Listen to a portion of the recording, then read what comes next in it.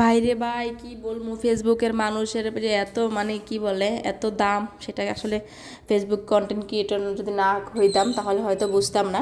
আর কেন বলছি সেটা তো অবশ্যই সবাইকে বলবো। তো আসসালামু আলাইকুম, সবাই কেমন আছেন? আমি তো আলহামদুলিল্লাহ ভালো আছি। সকালে খাওয়া দাওয়া শেষ করে রান্না বসিয়ে দিয়েছি। আজকে ভাবলাম যে আপনাদের সাথে একটু গল্প করব।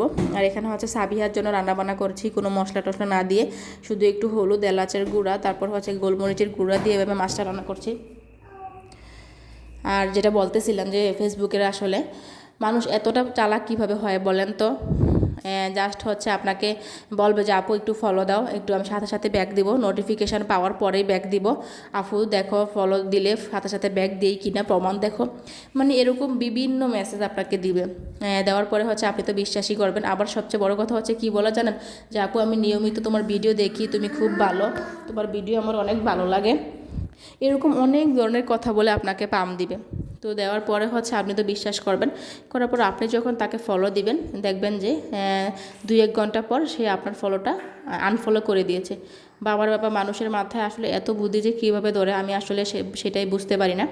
তো আমার হচ্ছে সাদা মনে একটাই প্রশ্ন, যে এই ধরনের মানুষগুলো কি কখনো কি বলে সফল হতে পারে কিনা, মানে তারা কি আদৌ ফেসবুক থেকে ইনকাম করতে পারে কিনা, সেটাই আমি আসলে মাথায় ধরে না। কেননা ফেসবুকে কাজ করতে এসে আমি অন্তত এটা বুঝেছি যে আপনি নিজে চাইলে, হ্যাঁ হয়তো আপনি নিজে চাইলে নিজের পড়ালেখা ভালো করতে পারবেন, সব অনেক কিছু আছে নিজের মধ্যে মধ্যে করা যায়। কিন্তু যেটা ফেসবুক, সেখানে কিন্তু আপনি নিজে কখনোই উপরে উঠতে পারবেন না। অবশ্যই আপনার সবার সফলতা দরকার।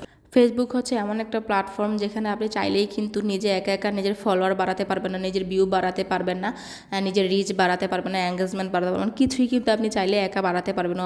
অবশ্যই আপনার সবার সহযোগিতা লাগবে। আর যদি আপনাকে মানুষ ভালোবাসে, আপনার ভিডিও নিয়মিত দেখে, আপনাকে ভালোবাসে, তারপর হচ্ছে কি আপনাকে সব সময় আপনার ভিডিও দেখে, এরকম কিন্তু কিছু মানুষ আছে যারা আপনাকে প্রচুর পরিমাণে ভালোবাসে। আর তাদের ভালোবাসা এবং সাপোর্টেই কিন্তু আপনি অনেক দূর এগিয়ে যেতে পারবেন। তো আমার প্রশ্ন হচ্ছে, এই যে আপনি ভালোবাসার মানুষদের নিয়ে এতটা দূর যাবেন, আর যারা হচ্ছে এই যে আপনাকে কি বলে ফলো করে দিয়ে কিছুক্ষণ পর আনফলো করে দেয়, তারা কি আদৌ কখনো সফল হতে পারে কি না, সেটাই হচ্ছে আমার জানতে খুব ইচ্ছা করতেছে।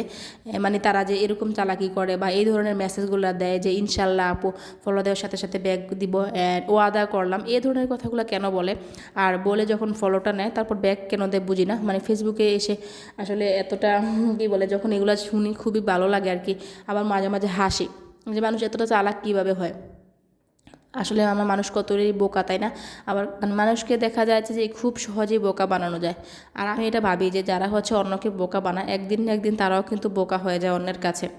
আর এটা কিন্তু মানে বেশি দেরিও হয় না, কোনো না কোনো কারণে দেখবেন যে আপনি কাউকে বোকা বানালেন, কিন্তু আল্লাহ দেখা যাবে যে আপনাকে কিছুদিন পরেও আল্লাহ আপনাকে কোনো না কোনোভাবে বোকা বানিয়ে দিবে। তো যাই হোক, তাদের নিয়ে আমি কথা নাই বলি।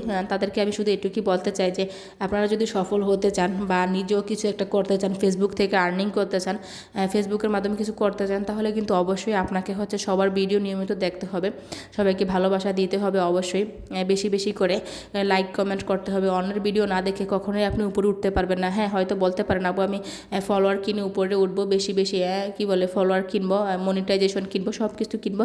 আপনি যতই কিছুই কিনেন আর করেন না কেন, আপনাকে হচ্ছে অর্গানিক ফলোয়ার লাগবে, ধীরে ধীরে উঠতে হবে। আপনি চাইলেই কিন্তু কখনো উপরে উঠতে পারবেন না। মনে রাখবেন যে দপাস করে যখন আপনি উপরে উঠবেন, তখন কিন্তু দপাস করে নিচেই পড়ে যাবেন। আস্তে আস্তে যখন উঠবেন, তখন আপনি কষ্টের বোঝা বইতে বইতে তখন আপনি উপরে উঠবেন, তখন কিন্তু আপনি নিজে এমনিতেই কষ্ট সহ্য করে উঠার পরে আপনি অবশ্যই সফল হবেন জীবনে। তো যাই হোক, এই আর কি আমি এটাই বলতেছিলাম যে এইসব মানুষগুলোকে আমার খুবই খারাপ লাগে, তারা এতটা চালাক কী করে হয় সেটাই বুঝি না।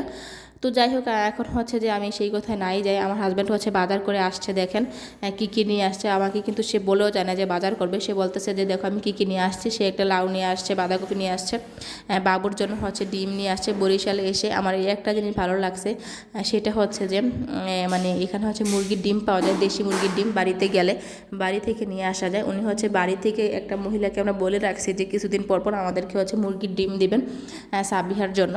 এটা আমরা আনি সবসময়। আর সবসময় তো হয়তো ফার্মের মুরগির ডিম খাওয়াই, কিন্তু আসলে যখনই ভালো যেটা পাই সেটাই হচ্ছে মেয়েটাকে খাওয়ানোর চেষ্টা করি নিজেদের সামর্থ্যের মতো। তো এই ছিল হচ্ছে আমাদের আজকের কি বলে বাজার, যা যা লাগে অল্প অল্প করে সব সময় করি, দুইজন মানুষ কেয়ার করব। তো ভিডিওটি যদি আপনাদের কাছে ভালো লাগে অবশ্যই লাইক কমেন্ট করবেন এবং একটা শেয়ার করে পাশে থাকবেন। আর সবাই অবশ্যই বেশি বেশি করে ভালোবাসা দিবেন। সবাই ভালো থাকবেন, সুস্থ থাকবেন। আল্লাহ হাফেজ।